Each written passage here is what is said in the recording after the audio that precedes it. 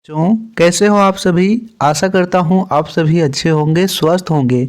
तो प्यारे बच्चों, हम लोग डेली 7 बजे कक्षा 8 JCERT के अति महत्वपूर्ण प्रश्नों को हल करते हैं।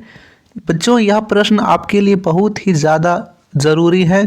चूँकि आप सभी जानते हो कि आपके परीक्षा में अब ज़्यादा दिन नहीं है, तो अब हमें तैयारी करनी है एक ज़ोरदार वाली, एक धुआंधार तरह की तैयारी करनी है, ताकि कोई भी प्रश्न हमारी आंखों से बच ना पाए।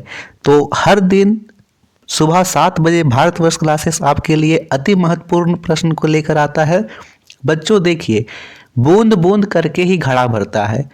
हम लोग पहले इन प्रश्नों को पढ़ेंगे। हो सकता है कि आपको प्रश्न नहीं आए, तो बच्चों आपको घबराना नहीं है। आप प्रश्नों को नोट कीजिए। मेरा काम है आपको पढ़वाना, आपको रिवीजन करवाना, आपको याद करवाना। जी हाँ बच्चों, मैं आपको याद तक करवाऊंगा। पहले हम लोग क्या करेंगे, एक सप्ताह में प्रश्नों को, हर सप्ताह के संडे के दिन हम लोग 100 प्रश्नों को रिवीजन करेंगे। जितने भी सप्ताह में मैंने आपको पढ़वाया है, उन प्रश्नों का रिवीजन भी हम संडे में करेंगे, तो आपको ये चीज़ें याद भी होगी।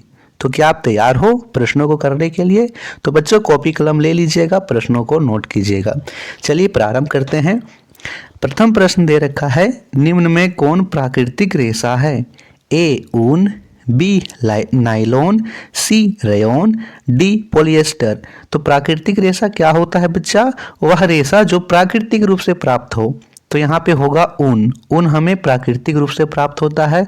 ऊन के जगह में यहाँ पे रेशम भी लिख दे तो आप उसे भी लगाइएगा, ऊन या फिर रेशम। नाइलॉन, रेयॉन और पॉलिएस्टर ये तीनों कृत्रिम रेशा है। इन्हें मशीनों द्वारा निर्माण किया जाता है।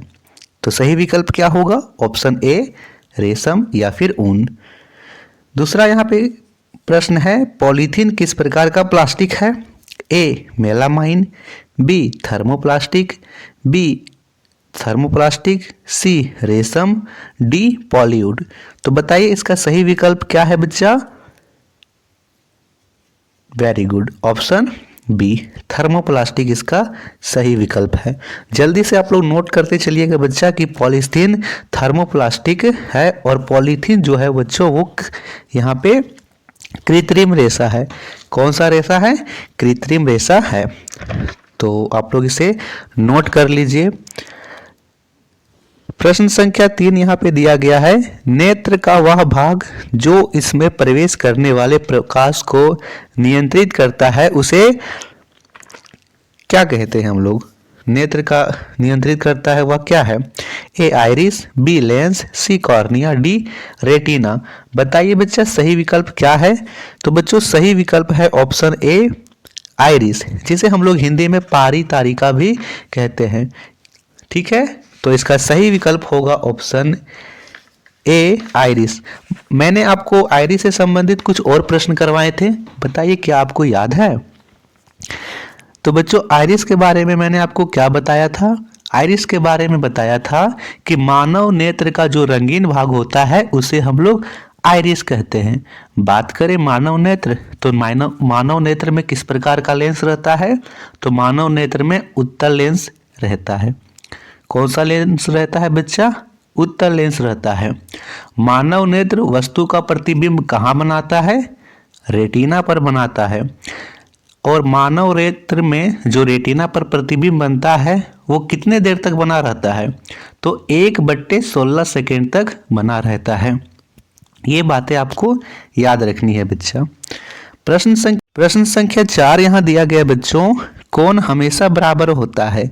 आपतन कोण और परावर्तन कोण, बी आपतन बिंदु और अभिलंब, सी आपतित किरण और परावर्तित किरण, डी अपवर्तक सतह और परावर्तक सतह। बोलिए कौन सा इसमें सही विकल्प है? जल्दी से बताइए बच्चों। तो इसका सही विकल्प होगा ऑप्शन ए आपतन कोण और परावर्तन कोण हमेशा बराबर होता है। यदि आपतन कोण 60 डिग्री का है तो परावर्तन कोण भी 60 डिग्री का होगा।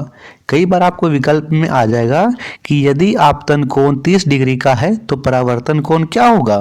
तो आपको लगाना है 30 डिग्री में, क्योंकि आपतन कोण और परावर्तन कोण का मान सदैव बराबर होता है। ठीक है, चलिए प्रश्न संख्या 5वां यहाँ पे पूछा गया है, समतल दर्पण में बना प्रतिबिंब ए आभासी कैसा होता है?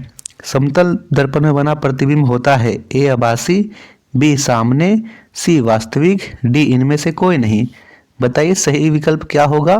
तो बच्चों समतल दर्पण में बना प्रतिबिंब हमेशा आभासी होता है। ऑप्शन ए सही विकल्प होगा। प्रश्न संख्या 6 है, निम्न में कौन नर हार्मोन है? ए एस्ट्रोजन, बी टेस्टोस्टेरोन, सी पीयूष ग्रंथि और डी इनमें से कोई नहीं। तो बताइए इसका सही विकल्प क्या होगा? इसका सही विकल्प होगा बी टेस्टोस्टेरोन। टेस्टोस्टेरोन जो है वो नर हार्मोन है। कौन सा हार्मोन है बच्चा? नर हार्मोन है। तो ऑप्शन बी आपको लगा देना है विकल्प में। प्रश्न संख्या यहाँ 7वां पूछा गया है, इंसुलिन की कमी से होता है ए मधुमेह, बी घेंघा, सी बोनापन, डी मलेरिया। तो इसका सही विकल्प क्या है? इसका सही विकल्प है ए मधुमेह।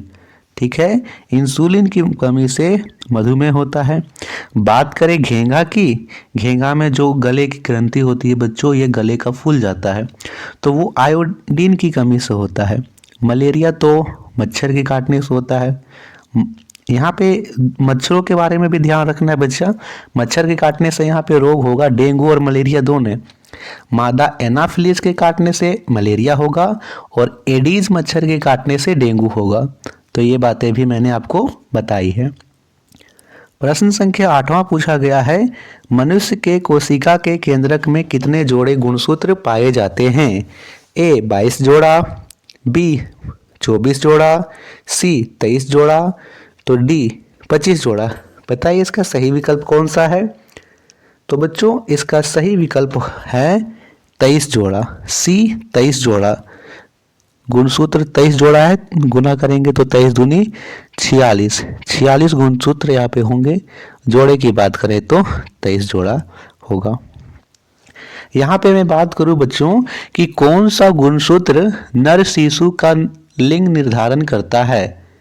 XY, YY, XX या इनमें से कोई नहीं। तो XY नर शिशु का लिंग निर्धारण करता है। ठीक है, XY।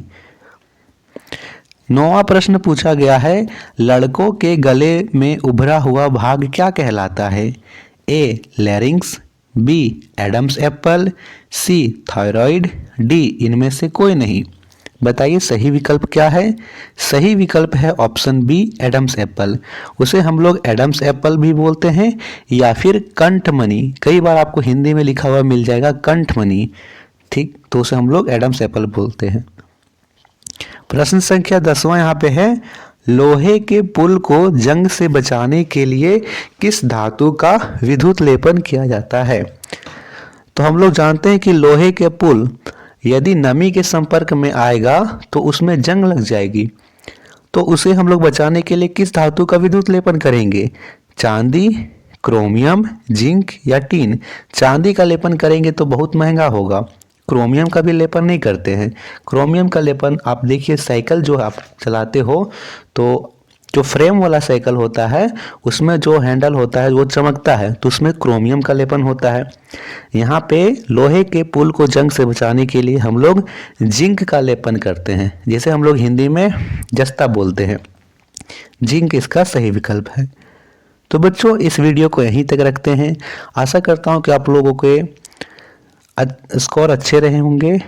10 में से कितने स्कोर आए आप अपने स्कोर अपनी कॉपी में लिखते चलिएगा। और हाँ बच्चों, आपको ध्यान रखना है कि संडे सुबह 7 बजे इन प्रश्नों को हम रिवीजन भी करेंगे। उसमें आपको परीक्षा की तैयारी की जांच भी होगी और आप यह सीख जाओगे कि हमने कितना कुछ सीखा है। ठीक है, तो तैयार रहना है, कॉपी पेन बना के रखिएगा। मिलते हैं बच्चों अगले वीडियो में, उसमें भी हम धमाकेदार अच्छे क्वेश्चंस को करेंगे। थैंक यू बच्चा।